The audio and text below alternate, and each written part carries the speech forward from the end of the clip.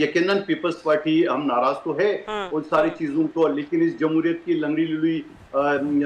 گاڑی کو کب تک ہم دکھاتے چلیں گے؟ اور وہ شخص سارا دن ستو پہ کے وہ سویا ہوتا تھا، اور دن بھر جو ہمارے کارکن شہید ہوئے، زخمی ہوئے، بیلٹ باکس اٹھا کے لے گئے، آپ کی چینل سے میں تمام نے دکھایا، اور شام کو یہ شخص ٹائی کوٹ پہن کے اور بڑا بے شرمی سے کہتا ہے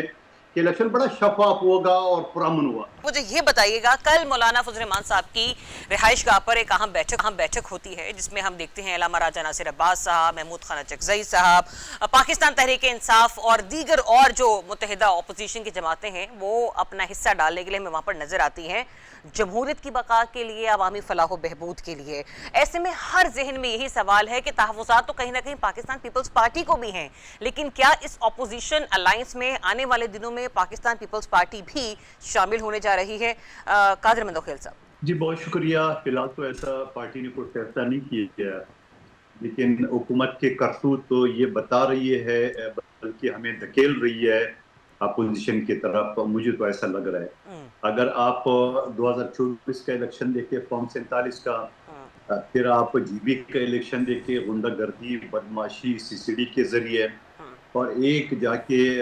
پٹواری چیف الیکشن شہباز راجہ کو بٹھا کے وہ اپنی ملک کے لوگوں سے این او سی مانگ رہے عقل مند آدمی۔ چلو اس کو بھی ہم نے برداشت کیا، 2/3 میجارٹی پہ ہم جیت رہے تھے، اور ہماری میجارٹی جو ہے نا وہ 9 سیٹوں تک، جو پہلے 2 گھنٹے میں ہمارا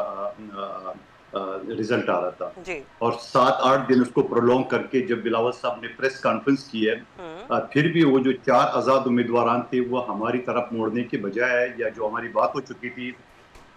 وہ نون لیگ سے اے پی پی میں شامل کیے، چلو برداشت کر لیا، ٹھیک ہے۔ پھر اس کے بعد آزاد کشمیر کا الیکشن آ گیا،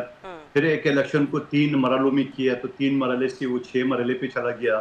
وہاں بھی ہوئی سی سی ڈی کی بدماشی، غنڈہ گردی، یعنی جو پہلے مرحلہ میرپور ڈویژن کا 13 سیٹوں کے اوپر جو الیکشن تھا تو اس کے لیے 16,000 سی سی ڈی کے اہلکاروں کو بلائے۔ اب دیکھ لیں اگر آزاد کشمیر ہے یا جے پی ہے تو وہاں تو چاروں صوبوں سے وفاقی جو ہے نا فورسز وہاں بھیجنے چاہیے، ایک من پسند صوبے سے من پسند پارٹی کا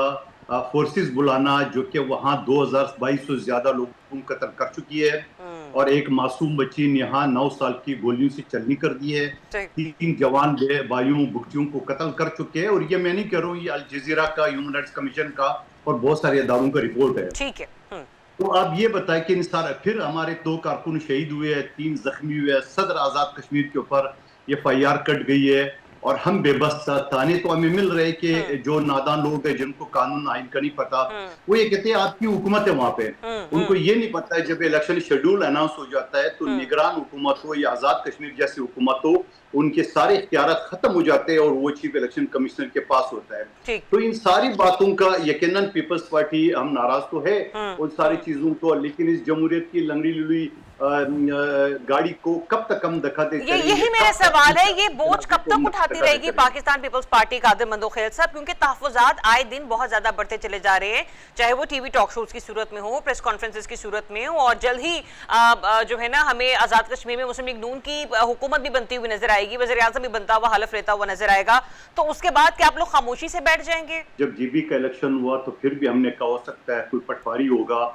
جس کو علی پیپے نہیں پتا ہوگا، پھر آزاد کشمیر کے الیکشن چیف الیکشن کمشنر کے ساتھ غلام مصطفیٰ مغل کے ساتھ جسٹس بھی لگا ہوا ہے، تو یقیناً وہ کوئی راشن کی دکان کا جسٹس تو نہیں ہوگا، کسی جج کا، کسی عدالت کا جسٹس ہوگا، اور ہمیں یہ اندازہ تک کہ ان کو تو کم از کم قانون اور آئین کو پتا ہوگا، اور وہ شخص سارا دن ستو پہ کے وہ سویا ہوتا تھا،